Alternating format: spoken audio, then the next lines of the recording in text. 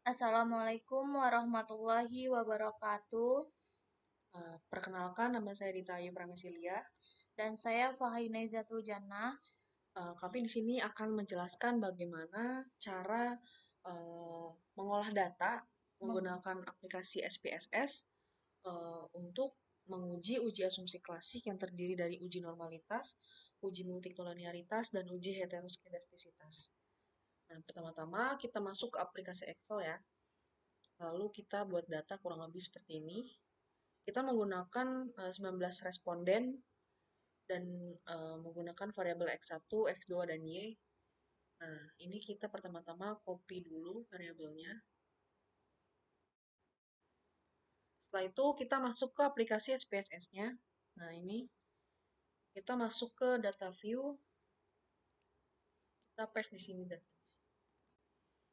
Nah, nanti muncul seperti ini ya. Lalu kita masuk ke variable view.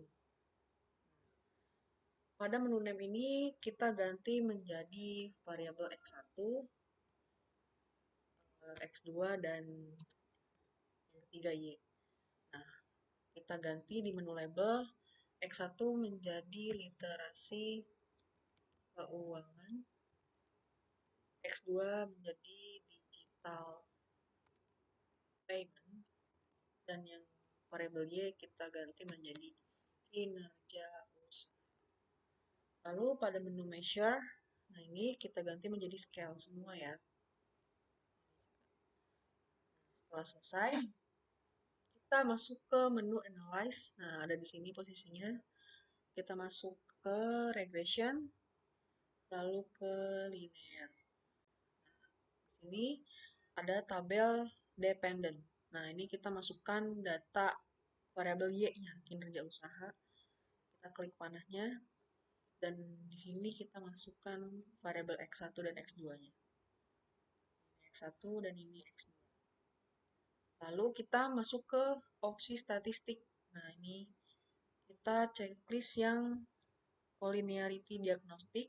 Nah, ini. Lalu kita continue. Lalu kita masuk ke plots. Nah, di sini yang Y-nya ini kita masukkan yang S-receipt ini ya. S-receipt. Yang X kita masukin yang Z-pred ini. Jika sudah, kita checklist yang histogram dan normal probability plot. Oke, next continue.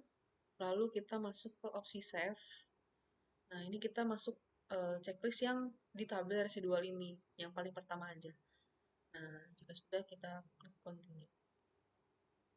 Nah, jika sudah kita klik OK untuk melihat hasilnya. Nah, nanti akan keluar data seperti ini.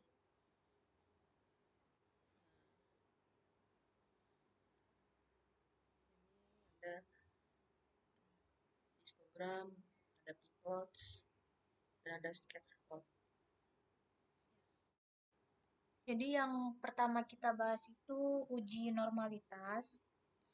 Uji normalitas dikatakan normal apabila tingkat signifikannya itu lebih dari 0,05. Begitu juga sebaliknya, jika tingkat signifikannya kurang dari 0,5, berarti data tersebut tidak normal. Ini kita bisa lihat dari koefisien punya kita, tingkat signifikannya itu ada 0,07.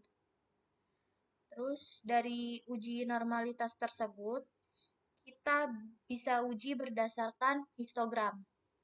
Histogram, kemudian ada p-plot, dan yang terakhir itu ada Kolmogorov. Nah, kita bahas yang histogram terlebih dahulu. Apa sih histogram itu? Nah, histogram itu yang berbentuk gunung seperti ini. Nah, bisa dikatakan normal. Kalian bisa lihat dari bentuk lekungan gunung ini ya. Kalau kalian lihat dengan bentuk seperti gunung itu, bisa dikatakan normal. Tapi kita tidak bisa berasumsi bahwa itu data histogramnya normal. Harus kita buktikan juga dengan bisa kita lihat dari p-plot ini. Nah, bisa dikatakan normal apabila titik-titiknya mengikuti garis diagonalnya. Jika mengikuti garis ini bisa dikatakan normal. Kemudian yang terakhir itu ada uji Kolmogorov yang harus kita uji Nah, dari normalitas. pada uji Kolmogorov ini kita masuk lagi balik lagi ke tadi ya, data yang tadi udah kita buat. Nah, ini kita masuk lagi ke menu Analyze, lalu kita masuk ke menu Non-Parametric Test, lalu klik Legacy Dialogs, dan masuk ke One Sample KS ini.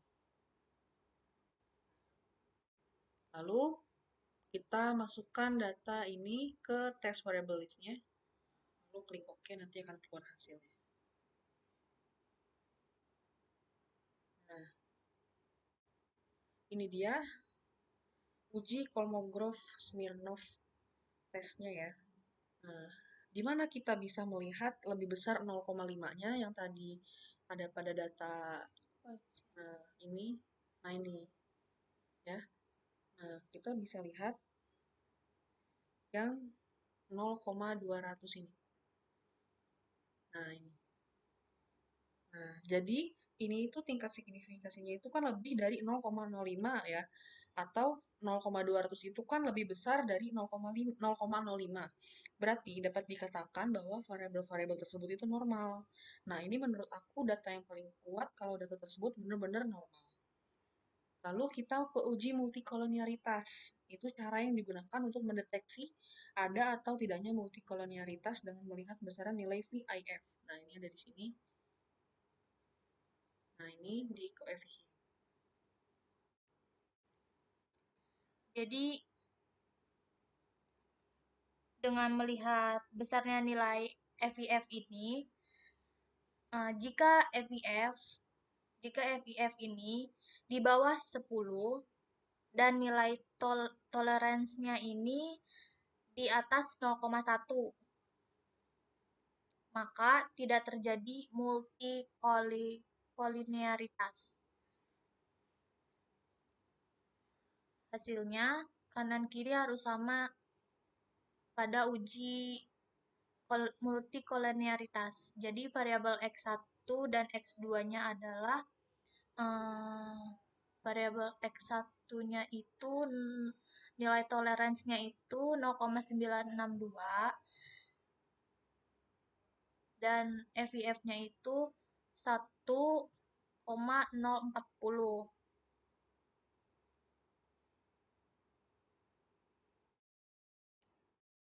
Maka data tersebut tidak terjadi multikolonialitas.